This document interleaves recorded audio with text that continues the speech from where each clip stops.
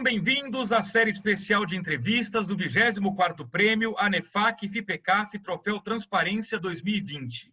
Nesta série, a ANEFAC está ouvindo as empresas ganhadoras, trazendo muito conteúdo e dicas dos executivos que conquistaram essa tão almejada premiação do mercado financeiro.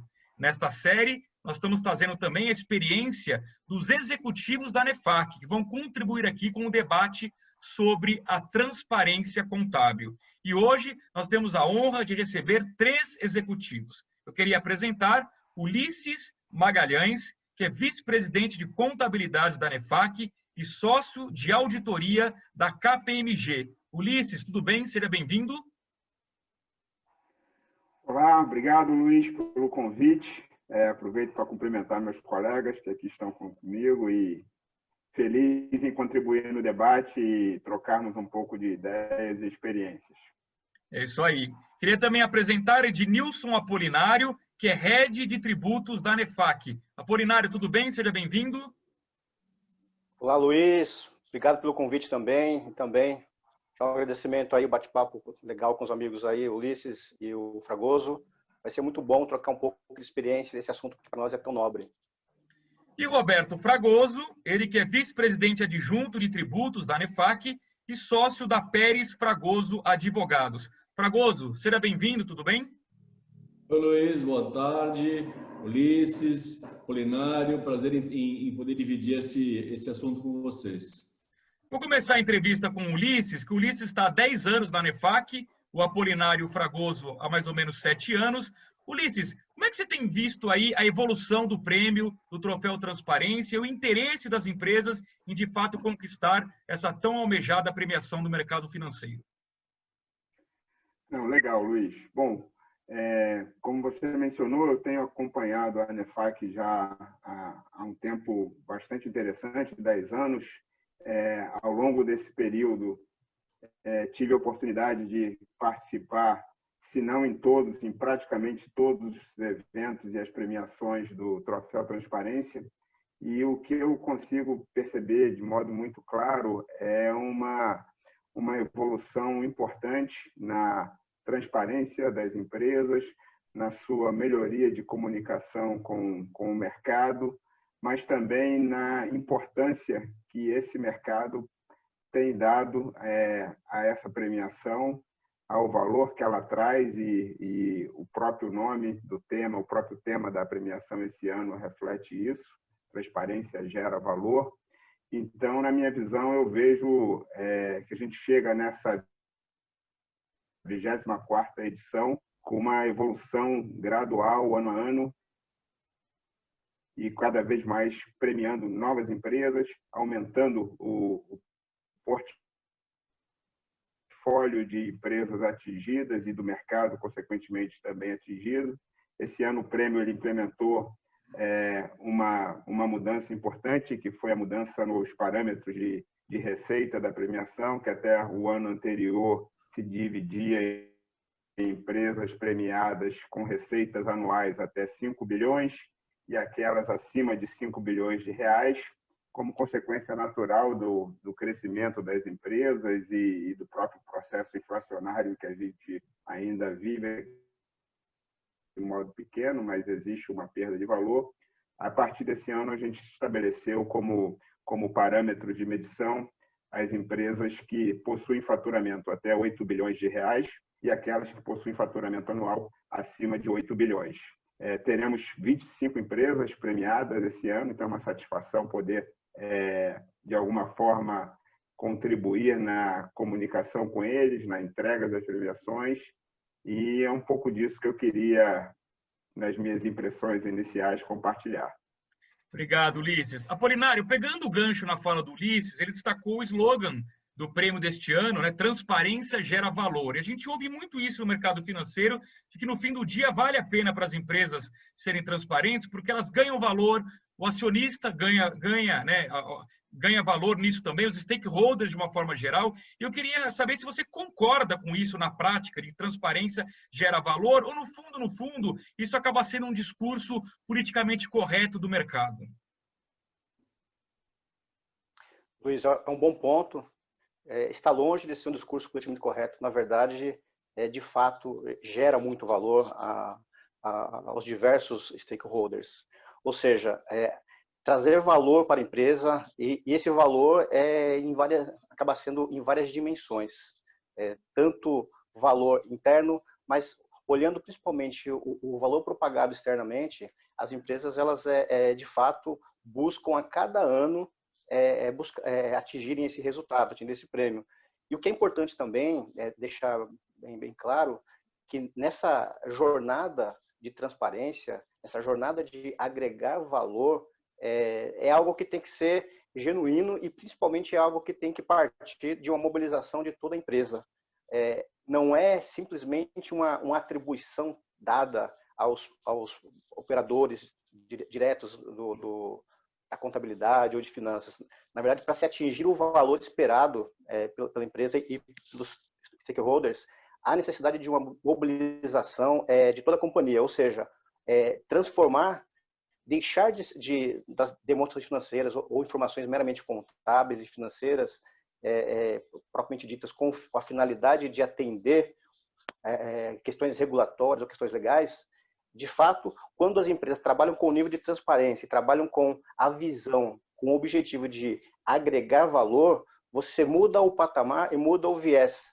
Ao invés dos operadores atuarem na geração para atender meramente requisitos legais, óbvio que a gente sabe que tem uma demanda muito pesada em cima disso, mas a partir do momento que o mindset ele é mudado para você usar informações relevantes, não meramente para atender questões regulatórias, mas para atender o negócio, para atender a empresa, aí você ganha uma dimensão maior e aí sim você consegue atingir o valor que se espera de uma informação bem trabalhada, de uma informação bem transparente e com valor agregado que, sem dúvida, é bem elevado.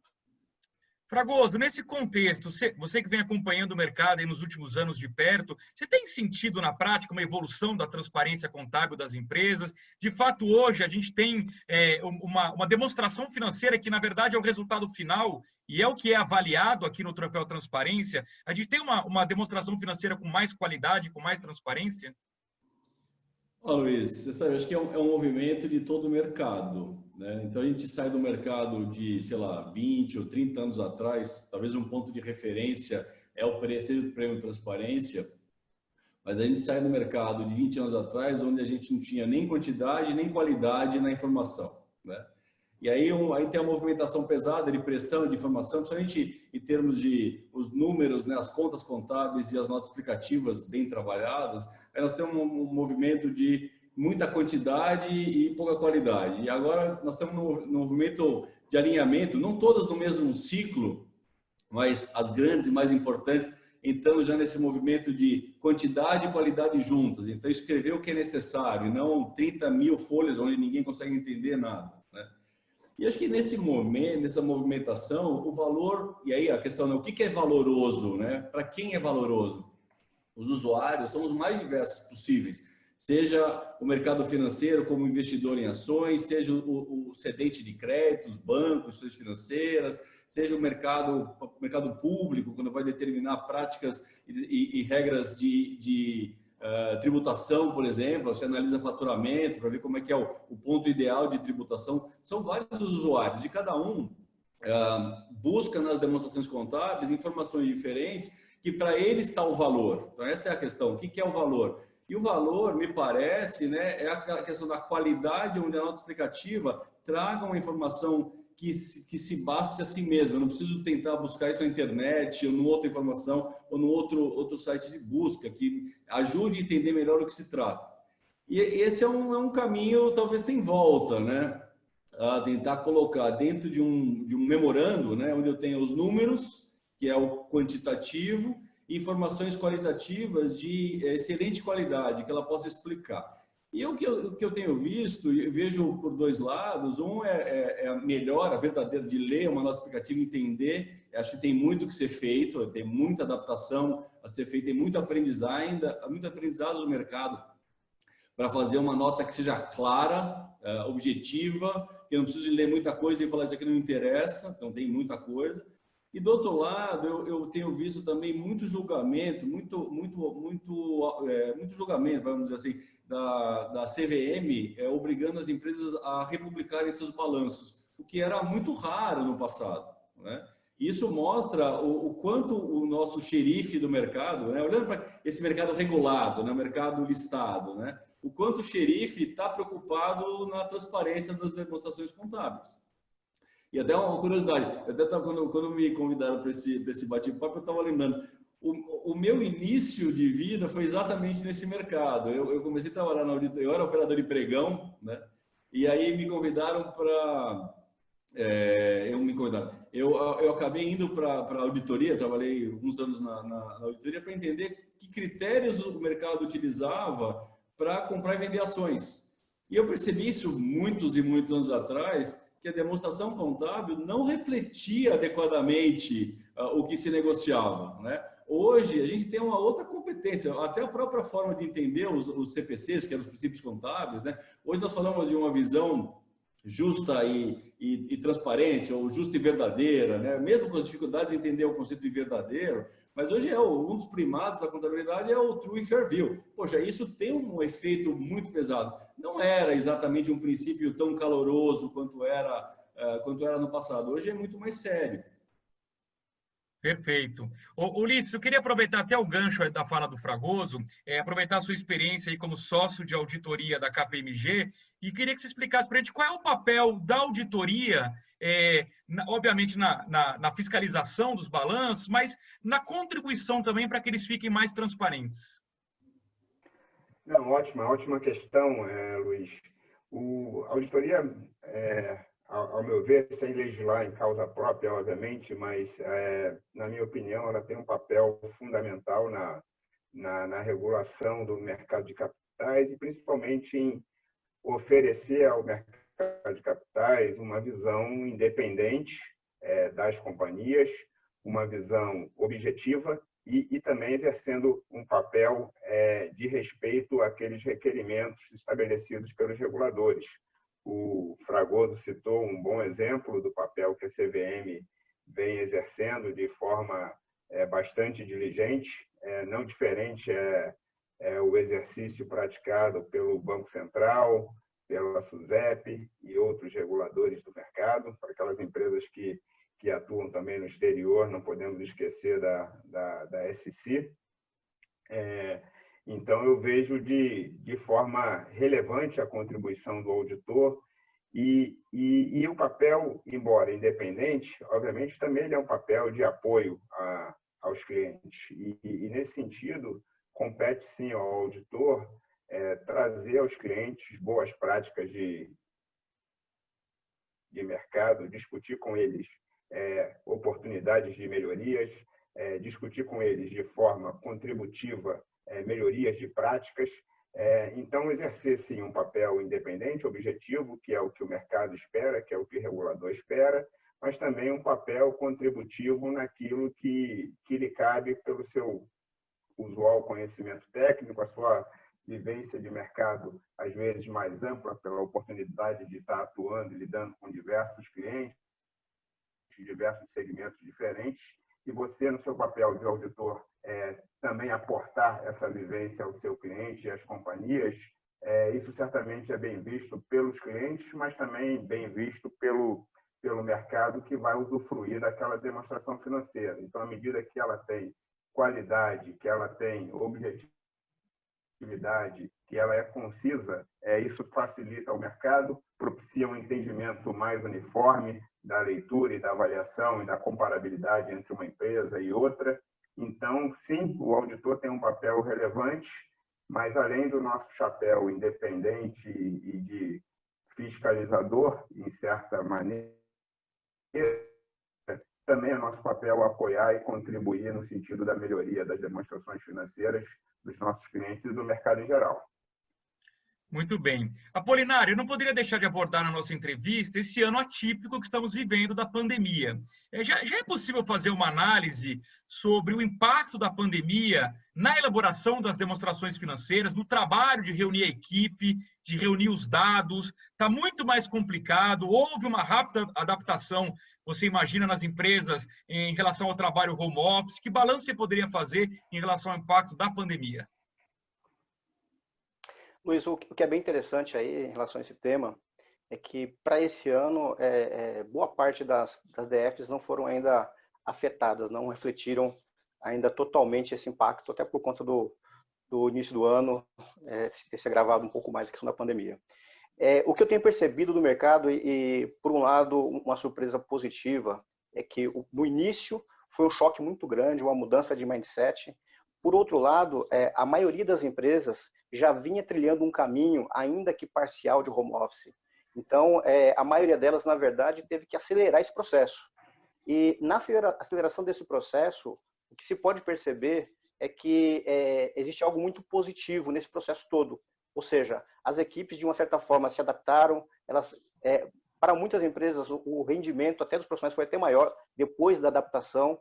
Então, a questão da distância, podemos dizer que de tudo de ruim que está acontecendo esse ano, eu acho que a questão do trabalho remoto é algo que veio para ficar.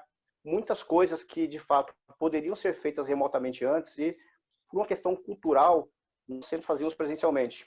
Eu acho que é um legado que fica para as empresas, isso foi extremamente relevante e impactante, mas eu vejo com bons olhos o legado em relação a principalmente os preparadores.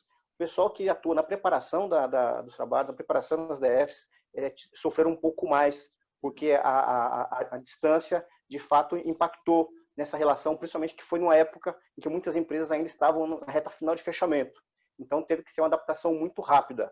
Mas, passado esse momento, eu acho que ficará um legado positivo do ponto de vista de otimização de tempo, otimização de time e até, de uma certa forma, uma melhoria na qualidade do trabalho por conta de alguns aspectos das pessoas poderem gerenciar melhor o seu tempo.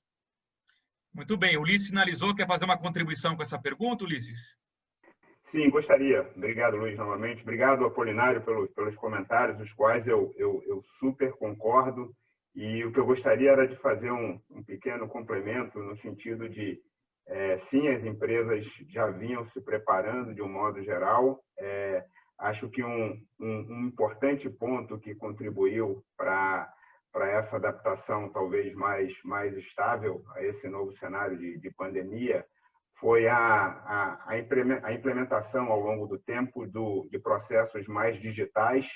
Então, a gente começou a vivenciar muitas empresas que passaram a digitalizar suas informações e, obviamente, para que chegasse a esse ponto, tiveram também que estruturar os seus ambientes de sistemas informatizados, seus ambientes de controles internos.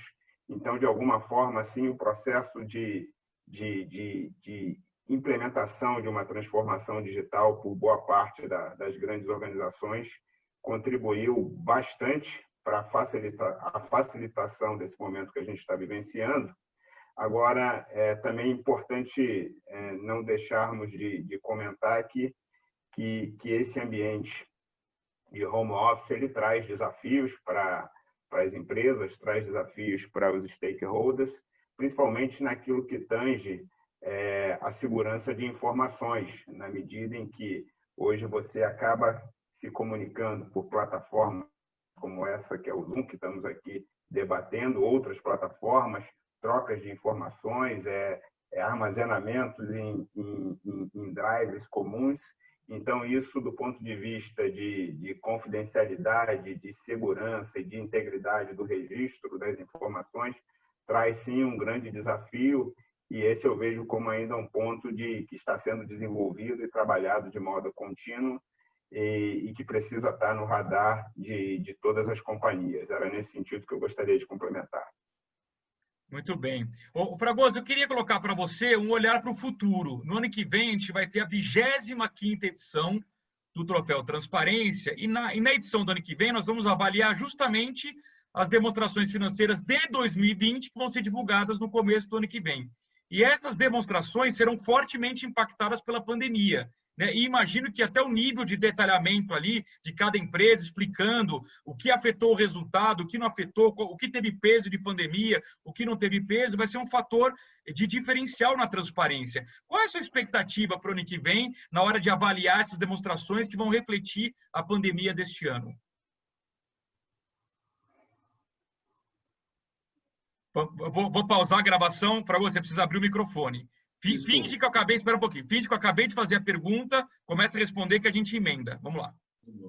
Bom, Luiz, a pandemia com certeza é um item hiper importante, impactante mundialmente e tal. Mas acho que tem uma série de elementos que devem ser demonstrados e continuamente demonstrados, né? Essa a política de clareza, de transparência, né? Sendo que enfatizando o próprio nome do nosso troféu, é um processo ininterrupto. E quanto mais se busca isso, primeiro, mais eu sou obrigado a trabalhar isso e menos posso voltar para trás. Recrudescer um processo de qualidade é perder valor. Esse é o primeiro ponto.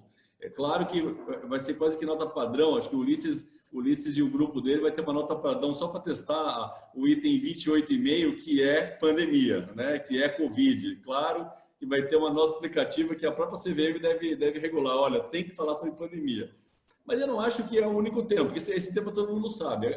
A questão que nós temos de ter certeza é como é que a companhia vai mostrar para quem usa as demonstrações contábeis que ela está buscando a excelência em termos de trazer clareza, de trazer valor, né? E aí o binômio, o valor como gênero, né? E os vários elementos. Um deles a clareza, outra a certeza, outra a confiabilidade e tal.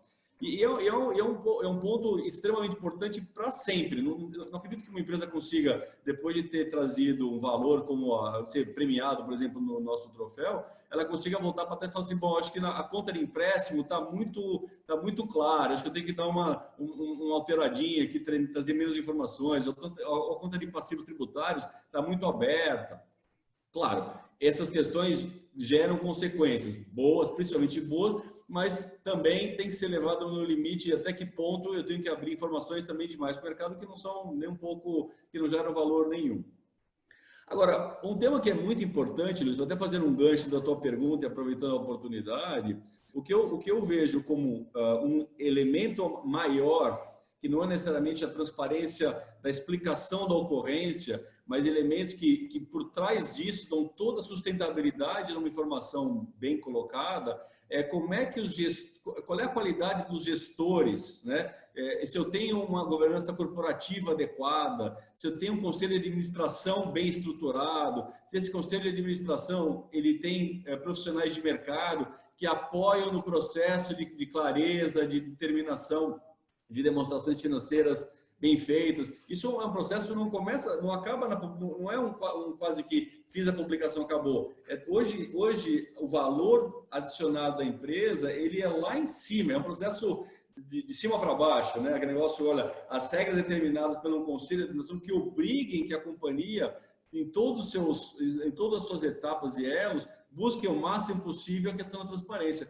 Isso gera um altíssimo valor agregado para todos os leitores, sabendo que existe um conselho fiscal hipertécnico, onde pessoas do nível dos meus pares aqui dessa nossa conversa participam dos conselhos, entendeu? E são críticos, as informações são abertas, discutidas. Isso tudo, né? Essa quantidade de controles, governança, conselhos dos mais diversos tipos, tal publicidade, autorização da auditoria em checar as regras de governança, os procedimentos, como foram regulados, isso tudo vai gerar o quê? Uma demonstração confiável. Eu acho que esse é o caminho. É ali que a gente vai ter certeza que mais do que esteja claro, né, a coisa é verdadeira. Não adianta só falar que a parede é vermelha, se eu não consigo validar que a parede é vermelha. É uma frase, é uma oração verdadeira, mas eu não tenho como validar a realidade dela. Então, o nosso caminho, acho, daqui para frente, é ter certeza que o que eu estou escrevendo nas aplicativas tem um suporte de qualificação enorme que começa lá no Conselho de Administração, na reunião de sócios, Conselho de Administração, Conselho Fiscal, etc, etc.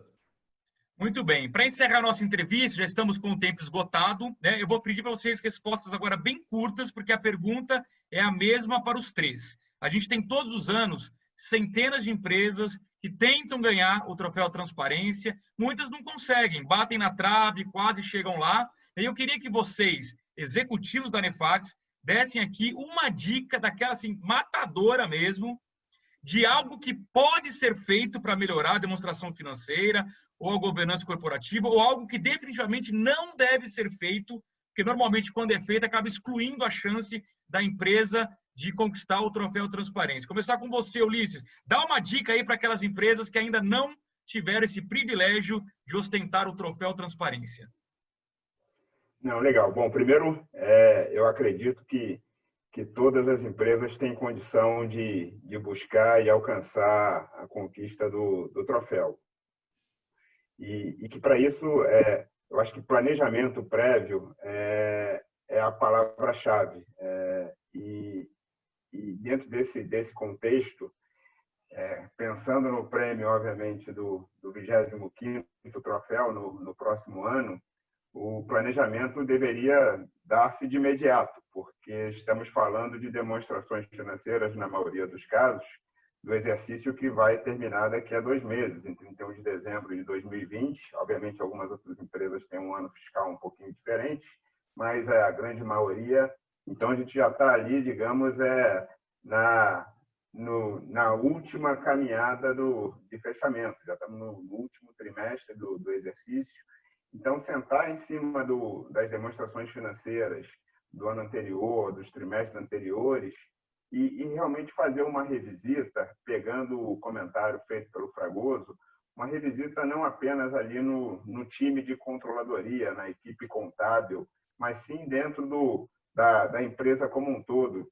Dividir as notas explicativas. Temos aqui a nota explicativa de contingências. Vamos trazer o time ou o departamento jurídico da empresa para fazer uma revisão. Poxa, o que a gente está se comunicando com o mercado aqui realmente é a forma mais clara, é a forma mais transparente, contempla tudo aquilo que é relevante, é algo que está aqui em acesso, poderia ser eventualmente reduzido, descartado.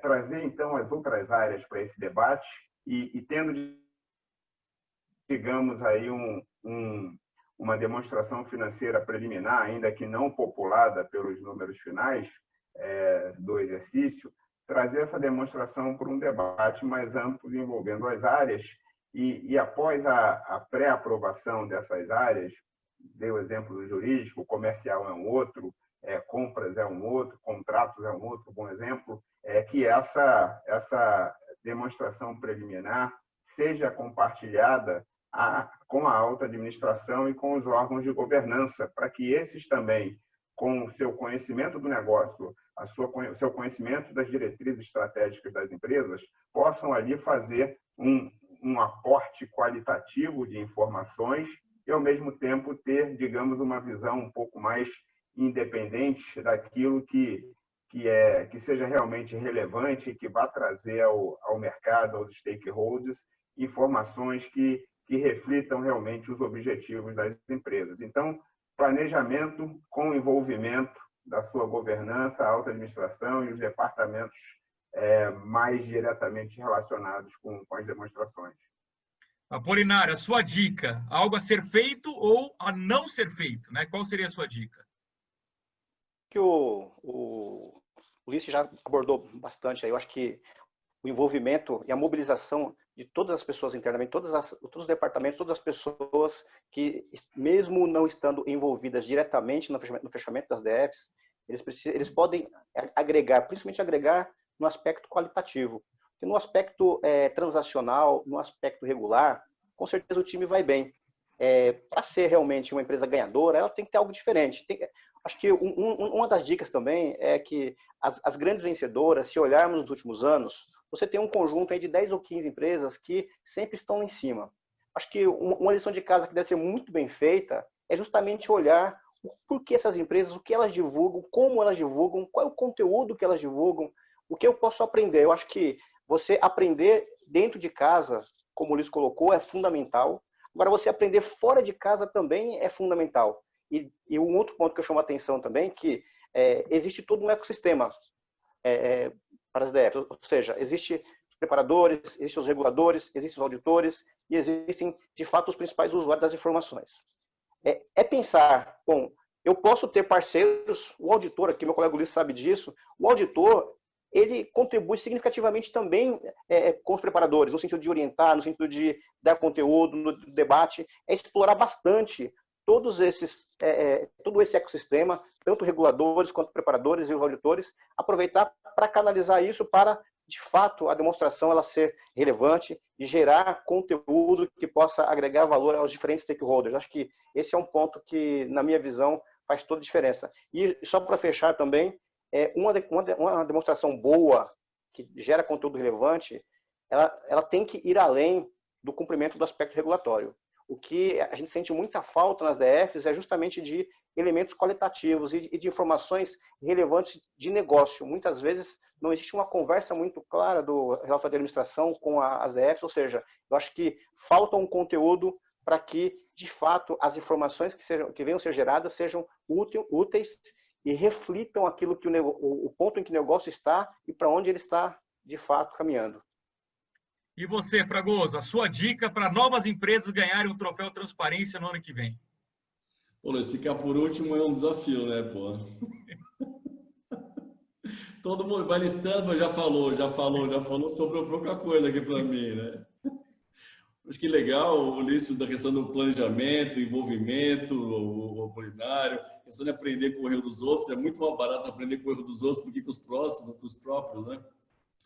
Agora, assim, o que eu sugiro de o que fazer, né, olhando pelo lado positivo, né, é a questão de prioridade, né? Se a empresa coloca na pauta como prioridade, ela chega. E como é que ela como é que ela coloca como prioridade? A mostrar para os seus gestores que isso traz efetivamente valor. Esse é o ponto. Vai gastar uma grana enorme, não é uma coisa barata, né? Ter um bom auditor, um auditor com qualidade, custa caro. Por que não é que custa caro? Custa até barato, mas custa dinheiro. O valor é incrível, mas custa. Ter uma estrutura montada, treinada, etc., vale. Mas onde é que vai valer? Qual é um dos elementos claros de demonstração que esse valor está disponível? A valorização das ações. Existem estudos que mostram que uma empresa com uma boa governança tem um papel importante na manutenção do preço ou aumento do valor percebido pelo acionista. Aliás, até por curiosidade, é um dos trabalhos de mestrado da FGV, que foi recentemente publicado, sobre essa questão do valor da governança corporativa no preço das ações. Até dou a dica, quem escreveu o trabalho foi o meu irmão, então está aí registrado, porque ele também é da auditoria, então não é só um comercial da família, mas ele é também, então, de auditoria, de empresa de consultoria. Esse é um trabalho interessante de avaliar, porque, poxa, conseguiu demonstrar um trabalho acadêmico legal, conseguiu mostrar que governança gera efetivamente valor qualificável, entendeu? Muito bem. A gente costuma dizer, né, Fragoso, se alguma empresa tem dúvida sobre se transparência gera valor, experimenta não ser transparente para ver o tamanho do estrago, né? Aí vai sentir, na prática, ali vai sentir quanto custa caro realmente não ser transparente, né? Muito bem, eu queria demais agradecer esse bate-papo, foi muito proveitoso. Queria agradecer o Ulisses Magalhães, vice-presidente de contabilidade da ANEFAC e sócio de auditoria da KPMG. Ulisses, mais uma vez, muito obrigado, um grande abraço e até uma próxima oportunidade. Muito obrigado, Luiz. Grato pelo convite. É muito bom ter aqui a companhia do Apolinário e do Fragoso nesse debate, muito bem mediado por você. E queria aproveitar, fazendo uma conexão com o que o Apolinário comentou, de um pouco de olhar o mercado, olhar boas práticas, fazer um benchmark, deixar aqui o convite para um evento que faz parte da nossa programação do Troféu Transparência. Nos dias 11 e 12 de dezembro, 11 e 12 de novembro, teremos o nosso Meeting Day, onde a gente abre um debate com algumas das empresas premiadas, que é uma boa oportunidade para se discutir os desafios que aquelas empresas enfrentaram, as boas práticas que elas executaram, e aquilo ter a oportunidade também de ouvir deles um pouquinho das experiências do dia a dia que contribuíram para que eles chegassem como uma das empresas premiadas e indicadas ao Troféu Transparência. Então, deixo aqui o convite para os Meeting Days, que acontecem nos dias 11 e 12 de novembro, também de modo virtual. Um abraço a todos. Nós que agradecemos. Queria também agradecer Ednilson Apolinário, Head de Tributos da ANEFAC. Apolinário, muito obrigado, um grande abraço, até uma próxima oportunidade. Agradeço, Luiz, muito obrigado. Ulisses, Fragoso, também um prazer estar aqui do lado de vocês nesse bate-papo tão bacana. E fica o convite também para que uma das outras formas das empresas também buscarem melhorar o seu balanço, mas acompanhar a ANEFAC. Então, acompanhe a ANEFAC nas diversas atividades, o Ulisses comentou algumas, e durante o ano temos vários eventos e para nós será uma grande satisfação tê-los junto conosco e até para que nós possamos também contribuir no desenvolvimento e no compartilhamento de ideias com todos. Muito bem. E Roberto Fragoso, vice-presidente adjunto de tributos da ANEFAC, sócio da Pérez Fragoso Advogados. Fragoso, muito obrigado também, um grande abraço, até uma próxima oportunidade. Luiz e amigos, muito obrigado, Apolinário, Ulisses, foi um grande prazer. E fiquem ligados nesta série especial de entrevistas do 24º Prêmio ANEFAC FIPECAF Troféu Transparência 2020. Acompanhe os programas nas mídias da ANEFAC com apoio e divulgação dos portais do Valor Econômico. Troféu Transparência 2020. Transparência gera valor.